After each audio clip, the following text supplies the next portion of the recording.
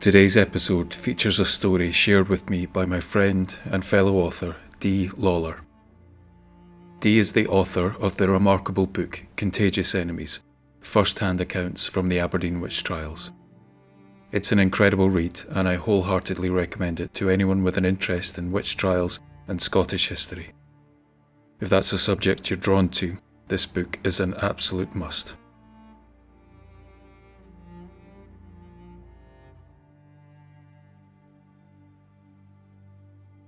Scotland is known as a land of ancient landscapes, home to some of the oldest rock formations in the world. A country built from granite, sandstone and volcanic basalt. Its foundations are as rugged, as enduring as the castles that dot its hills and glens. These stones, quarried locally and shaped by the hands of generations, have formed the walls of over 2,000 castles.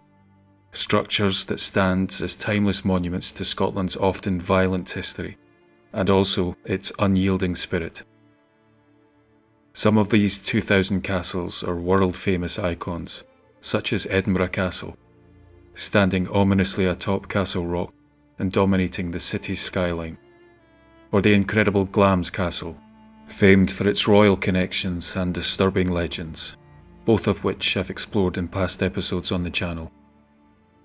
But there are many other lesser-known treasures, with their ruins hidden away in remote glens or perched along rugged coastlines, each holding its own unique story. Among these underappreciated treasures is Abergeldie Castle.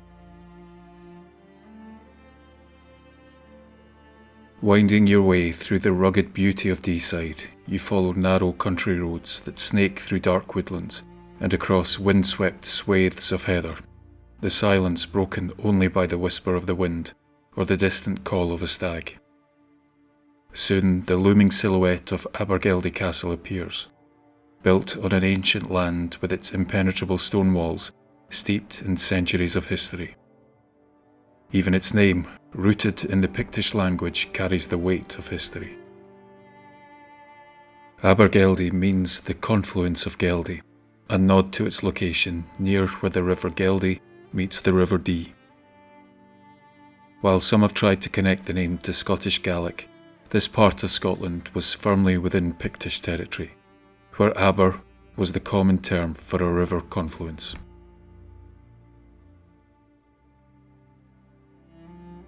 The nearby city of Aberdeen, along with countless other place names, makes it clear that this is Pictish ground. And Abergeldie's name harks back to a time long before modern Scotland was imagined. Even before a castle was built here, the site was of significance to those who lived in the area. A solitary standing stone, dating to the late Bronze Age, still stands on the castle lawn. Measuring over 6 feet tall, it signals that this land has been important to humans for millennia. At one time, this stone would have offered clear views of the surrounding landscape, but now it's enclosed by trees. However, its location may give us a clue to its purpose, as such stones often marked territorial boundaries, ceremonial sites, or places of communal importance. Abergeldie was built around 1550 by Sir Alexander Gordon of Midmar. It showcases the practical and defensive architecture typical of Scottish tower houses of the time.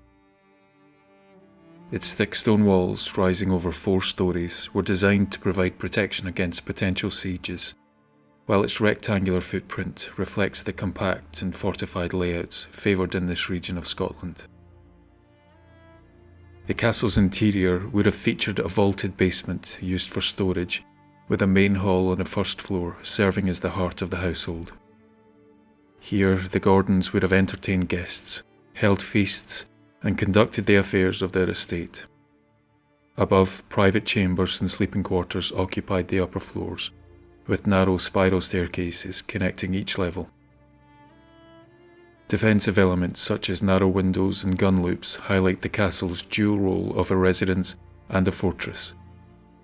The estate itself has been under the care of the Gordon family since 1482, marking over 600 years of unbroken stewardship. While the castle has seen updates and restorations over the centuries, the bulk of the castle remains, which is a tribute to the resilience and legacy of both its builders and caretakers. Abergeldie's impact is reflected not only in its walls, but also in its role as a vital part of the surrounding community for generations. The castle has also seen its share of upheaval.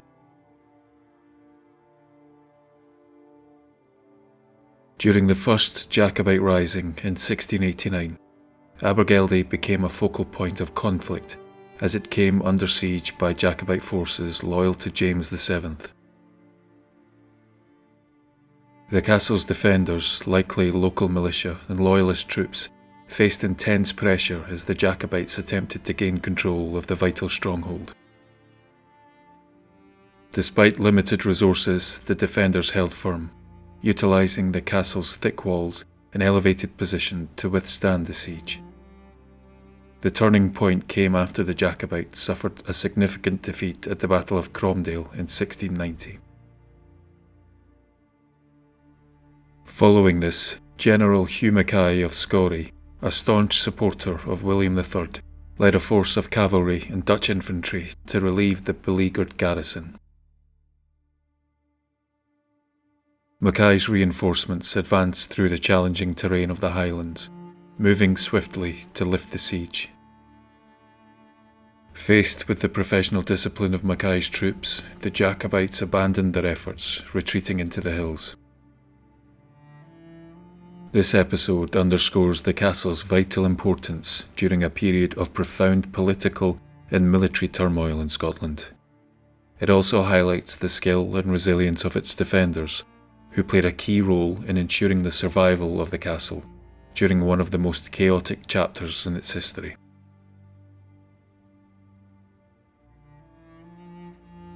This wasn't the last time the castle would find itself on the front lines. In 1715, during the Second Jacobite Rising, Abergeldie was fortified and garrisoned by government troops to secure the estate against the Jacobite forces. This came after extensive renovations led by Rachel Gordon, the 10th heiress, and her husband, Captain Charles Gordon, who strengthened the castle to prepare for the growing unrest. Historical records suggest that around 50 government soldiers were stationed at Abergeldie for several months, using its thick walls and defensive position to withstand any potential assaults. Despite the threat of attack, Abergeldie remained a steadfast stronghold for the government amidst the broader turmoil of the uprising. Abergeldie was even briefly occupied by Spanish troops during the short-lived 1719 Rising, a reminder, once again, of the castle's vital military importance. In the quieter years that followed, Abergeldie found itself tied to royalty. In 1848, Prince Albert, consort to Queen Victoria, leased the Abergeldie estate for 40 years. Its close proximity to Balmoral, which the royal family had recently acquired, made it a practical and convenient choice, allowing them to expand their presence in Deeside. The estate offered a retreat for visiting dignitaries, family gatherings and hunting expeditions, aligning perfectly with the royals' love of the remoteness the Scottish Highlands afforded them.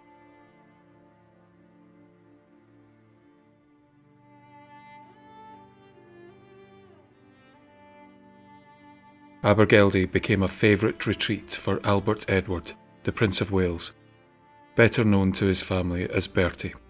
He later became King Edward VII. After his marriage in 1863, Bertie visited Abergeldie annually, indulging in his love of shooting during the day and card games by night. W.E. Gladstone, the former UK Prime Minister, in his diary recounted dining at Abergeldie with Bertie in 1871, noting his charm but not his gaming morals. The estate became a popular spot for other royals too. The Duchess of Kent, Queen Victoria's mother, spent several autumns there. while the Empress Eugenie, widow of Napoleon III of France, sought solace at Abergeldie after the tragic death of her son, the Prince Imperial, who was killed in 1879 while fighting the Anglo-Zulu War. Even after King Edward's succession, Abergeldie remained a royal retreat. His son, the future King George V, stayed there in 1902. The castle's modern history is shaped by Clan Gordon. Although the lands were leased to the royal family's Balmoral estate, the Gordon connection remained strong. Abergeldie's game lands lease was renewed in 2000, ensuring the estate's continued place in Scotland's modern landscape. Through sieges, risings and royal visits, Abergeldie Castle has stood as more than just a fortress or a home. Its thick stone walls hold centuries of stories, from the Picts who named the land, to the Jacobite soldiers who fought to control it, to the royals who found comfort within its halls.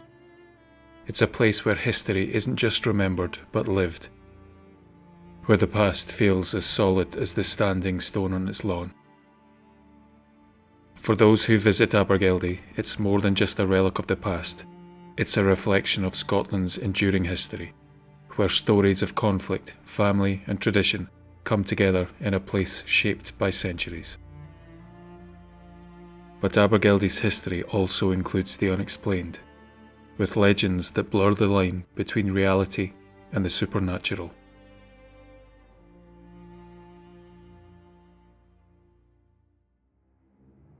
One of the most enduring of these legends centres on a French serving woman named Catherine, or Kittie Rankie, more commonly known as French Kate. Her story is one of tragedy and tells of how her life took a dark turn when she was accused of witchcraft by her mistress. The accusation stemmed from a worrying claim. Kate had told her mistress that her husband was involved with another woman. What makes this tale particularly intriguing is the suggestion that Kate's information may have come from her supposed gift of second sight, a skill often regarded with suspicion in the superstitious climate of 16th and 17th century Scotland. The mistress had reportedly asked Kate to use her second sight to reveal hidden truths, but when the revelations proved unpalatable, fear and anger quickly replaced curiosity. Accusing Kate of witchcraft may have been both a reaction to her unwelcome insight and a convenient way to rid herself of a servant who knew too much. The accusation led to Kate's imprisonment in the castle cellars, a cold and unforgiving space where she awaited her fate. Another version of the story paints Kate as an observant but outspoken young woman, qualities that proved dangerous in a time when society often suppressed women's voices. According to local legend, Katie noticed the laird leaving the castle on unplanned journeys and grew curious about his destination. It didn't take her long to discover that he was visiting a mistress at a nearby location, a secret she would have been wise to keep to herself. One day, when the laird's wife noticed her husband was absent, she questioned Katie about his whereabouts, and without thinking, she revealed what she knew, casually mentioning his visits to his mistress. The revelation enraged the laird's wife. However, rather than confront her husband, she turned her fury on Katie. Unable to fathom how a mere servant could know such a private detail, the laird's wife accused Katie of possessing second sight, a supernatural ability to perceive hidden truths. In a society steeped in fear of witchcraft, such an accusation was damning. The charge of using her supposed powers to spy on her husband's actions sealed Katie's fate, setting in motion the events that would lead to her imprisonment and eventual execution.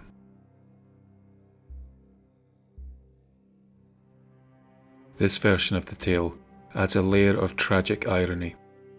Kittie's sharp mind and curiosity, which may have been strengths in another time, became her undoing in an era when fear and superstition often overshadowed reason.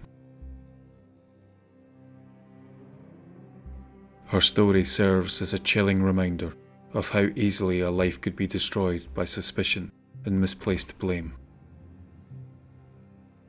Whichever tale is true, she was ultimately condemned to death and executed on Cranaban, the Rock of the Woman, a hill overlooking the castle.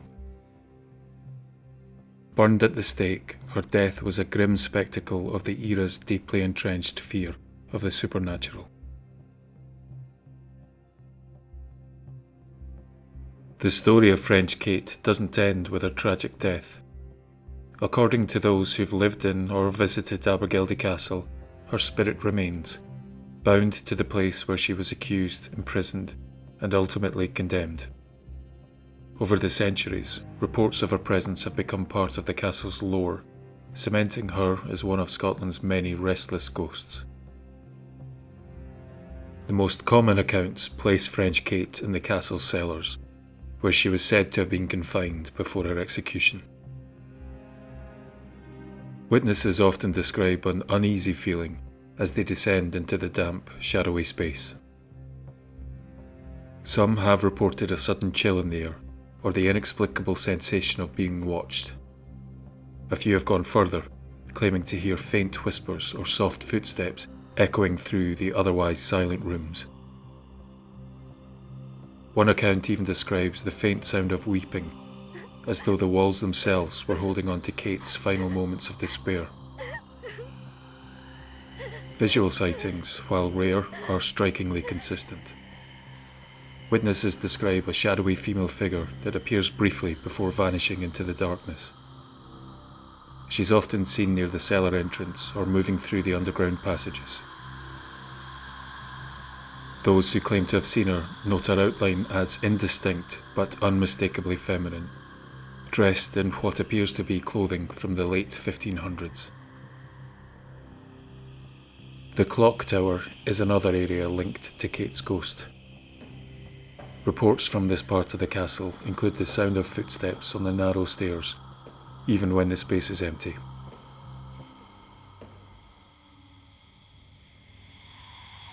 Some who've encountered her have described a fleeting glimpse of a woman standing at the top of the tower before disappearing entirely.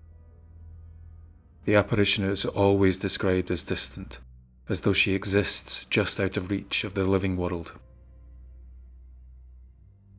Perhaps the most unnerving aspect of Kate's haunting is the castle's bell.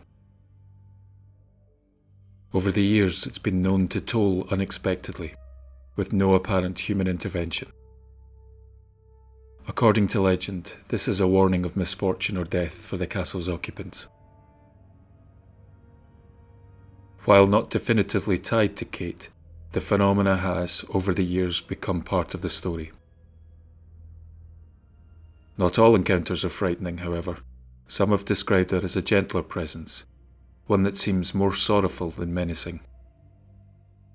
A long-time resident of the castle once recounted feeling an unseen hand rest gently on their shoulder while alone in the cellars. Though initially startled, they described the experience as oddly calming, almost as if Kate herself were reaching out, seeking understanding rather than causing fear. Another notable account dates back to the mid-19th century, involving Patricia Lindsay, the daughter of a local doctor. Patricia was happy to play in the castle cellars during the day, exploring the dimly lit passages without hesitation. However, she steadfastly avoided the area after nightfall. She spoke of hearing eerie, unexplained sounds, terrifying noises that echoed through the stone walls, and the unsettling clatter of bells ringing in the darkness. Patricia's stories added to the growing lore of the cellars, painting them as a place where the deeds of the past refused to remain silent. French Kate's ghost has become an enduring part of Abergeldie Castle's identity, and her story continues to fascinate those who hear it. For many, the idea of her presence offers a tangible connection to the castle's past, a reminder of the injustices she faced and the human cost of fear and superstition. Those who visit may not expect to encounter her, but they leave knowing her story, and perhaps, just for a moment, sensing her presence in the quiet, shadowy corners of the castle.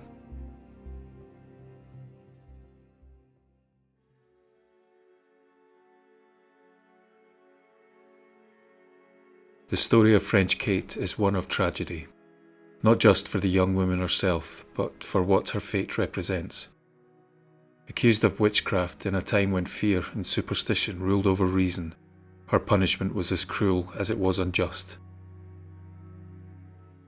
The flames that consumed her on Cranaban were fueled not by any evidence of wrongdoing, but by the oppressive weight of societal fear, fear of the unknown, fear of difference, and above all, fear of women who dared to speak or act outside the narrow confines imposed upon them. Kate's punishment, horrific by any measure, was emblematic of the era's systematic mistreatment of women. She wasn't alone. Thousands of women across Scotland faced similar accusations, often for little more than being outspoken, resourceful, or unlucky. Their accusers, often driven by envy, resentment, or even convenience, found a ready ally in a society that was eager to see witches lurking in every shadow. The tools of oppression were many. Second sight, a gift cherished in Scottish folklore, was twisted into evidence of malevolence when wielded by a woman. Curiosity and intelligence, qualities that may have earned respect in other circumstances, became dangerous in a world that sought to silence women's voices. For Kate, her sharp observation and perhaps an ill-judged moment of honesty led to her imprisonment in the cold, dark cellars of the castle, and ultimately to her death on a desolate hill. Her story is a stark reminder of the cruelty that fear can unleash. It reveals how society, gripped by paranoia, targeted the vulnerable and scapegoated the powerless. Kate's death was not just a punishment, it was a spectacle, a warning to others about the dangers of stepping out of line, of being seen or heard in ways that challenged the fragile norms of the time. Today, as we reflect on Kate's story, we can see it as more than just a ghostly tale tied to Abergeldie Castle. It's a haunting echo of a past where fear was weaponized and justice was far from blind. Her spirit, whether truly lingering or simply remembered in the whispers of history, stands as a testament to the lives lost to superstition and the ongoing need to question systems that marginalize and punish.